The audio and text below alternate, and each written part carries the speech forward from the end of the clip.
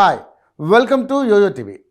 తెలంగాణ రాష్ట్రంలో పార్లమెంట్ ఎన్నికల వేళ కాంగ్రెస్ వ్యూహాత్మక అడుగులు బీఆర్ఎస్కు చిక్కులను తెచ్చిపెడుతుంది. ఇందులో ప్రధానంగా చెప్పుకోవాల్సింది మేడిగడ్డ డ్యామేజ్. కాంగ్రెస్ ఇప్పటికే సందర్శనలతో పాటు కేసీఆర్ ప్రభుత్వ తప్పిదాలను ఎండగడుతుంది.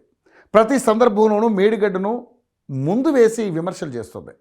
దానికి కౌంటర్ ఇచ్చేందుకు బీఆర్ఎస్ పార్టీ సిద్ధమైంది. కాంగ్రెస్ కావాలని విమర్శలు చేస్తుందని, ప్రాజెక్టులోని ఒక బ్యారేజ్లో పిల్లలు కుంగితే మొత్తాన్ని బద్నాం చేస్తుందని ప్రజలకు వివరించాలని భావిస్తుంది. అయితే గతంలో అధికారంలో ఉన్నప్పుడు విపక్షాలకు ప్రాజెక్టును సందర్శించేందుకు అనుమతించలేదు. ముందస్తుగా అనుమతి కోసం దరఖాస్తు చేసుకున్న అనుమతి రాకుంటే ఏం చేయాలనే దానిపైన సమాలోచన చేస్తున్నారు. చలో మేడిగడ్డకు బీఆర్ఎస్ పిలుపునివ్వడం రాజకీయ వర్గాల్లో హాట్ టాపిక్గా మారింది. మొన్నటి వరకు కృష్ణానది జలాల పరిరక్షణ పేరుతో ప్రభుత్వం తీరుపై బీఆర్ఎస్ మండిపడింది.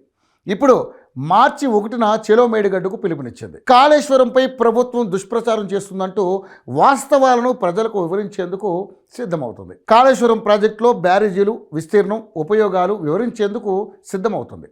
గతంలో ప్రస్తుతం ఎన్ని ఎకరాలకు నీరందించిన విషయాన్ని ప్రాజెక్టు వద్ద వివరించే ప్లాన్ చేస్తున్నారు. మేడిగడ్డలో కుంగిన 3 పిల్లర్లను ఎలా సరిదిద్దాలి, కాపర్ డ్యామును ఎలా నిర్మించాలి అనే విషయాలు ప్రాజెక్టు వద్దే పవర్ పాయింట్ ప్రజెంటేషన్ ఇవ్వనున్నారు. జరిగిన లోపాలను ప్రజలకు వివరించి ప్రభుత్వ తీరును ఎండగట్టాలని బీఆర్ఎస్ ప్రణాళికలు రూపొందిస్తుంది.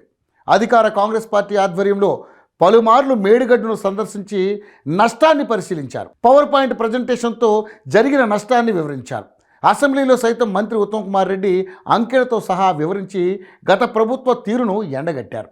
అయితే ఇప్పుడు మేడిగడ్డకు వెళ్ళని బీఆర్ఎస్ నాయకులు పార్లమెంటు ఎన్నికల్లో పార్టీకి నష్టం జరగకుండా నివారణ చర్యలో భాగంగానే ప్రాజెక్టు సందర్శనకు శ్రీకారం చుట్టినట్లుగా సమాచారం. పార్టీ వర్కింగ్ ప్రెసిడెంట్ కేటీఆర్ ఆధ్వర్యంలో పార్టీ ప్రతినిధుల బృందాన్ని మేడిగడ్డకు తీసుకెళ్లనున్నారు. గత కాంగ్రెస్ ప్రభుత్వ పాలనలో రాష్ట్రానికి ఏ విధంగా నష్టం జరిగింది, కొత్త ప్రాజెక్టులు లేకుండా ఉన్నవి పూర్తి చేయలేదనే అంశాలను ప్రజలకు వివరించాలని భావిస్తున్నారు. అదేవిధంగా ఎస్ఆర్ఎస్పి నిర్మాణం తర్వాత 25,000 ఎకరాల నీరిచ్చిందని, నాగార్జున సాగర్ నిర్మించిన తర్వాత 12 ఏళ్ల తర్వాత 98,000 ఎకరాలకు, కల్వకుర్తి 30 ఏళ్ల తర్వాత 13,000 ఎకరాలకు నీరిచ్చిందని, కానీ బీఆర్ఎస్ ప్రభుత్వం 3 ఏళ్లలోనే కాళేశ్వరంతో 40 లక్షల ఎకరాలకు నీరిచ్చామని వివరించేందుకు సిద్ధమవుతున్నారు. కాంగ్రెస్ ప్రభుత్వం ఏర్పడిన 2 నెలల్లోనే కృష్ణా ప్రాజెక్టులను కేఆర్ఎంబీకి అప్పగించి తెలంగాణకు తీవ్ర అన్యాయం చేసిందని బీఆర్ఎస్ ఆరోపిస్తుంది. దీనిపై అధికార కాంగ్రెస్ బీఆర్ఎస్కు మధ్య వార్ కొనసాగుతూనే ఉంది. మరోవైపు గోదావరి జలాలపై అన్యాయం జరుగుతుందనే అంశాలపైన ఎండగట్టేందుకు బీఆర్ఎస్ సిద్ధమవుతోంది. కాళేశ్వరం ప్రాజెక్టు ద్వారా రైతులకు నీళ్లు ఇస్తే బీఆర్ఎస్కు మంచి పేరు వస్తుందనే భావనతోనే కాంగ్రెస్ ప్రభుత్వం కాళేశ్వరం ప్రాజెక్టుపై దుష్ప్రచారం చేస్తున్నారని గులాబీ పార్టీ ఆరోపిస్తుంది. మరోవైపు మేడిగడ్డ బ్యారేజీ పిల్లర్లు కుంగడం పైన కూడా విచారణ చేసి బాధ్యతలపై చర్యలు తీసుకోవాలని డిమాండ్ చేస్తుంది. గతంలో మేడిగడ్డ పర్యటనకు విపక్షాలకు అనుమతి ఇవ్వని కేసీఆర్ ప్రభుత్వం ప్రస్తుతం పార్లమెంటు ఎన్నికల నేపథ్యంలో చెలో మేడిగడ్డ కార్యక్రమాన్ని బీఆర్ఎస్ చేపడుతోంది. ఏ ప్రాజెక్టునైనా సందర్శించాలంటే ప్రభుత్వం అనుమతి తప్పనిసరి.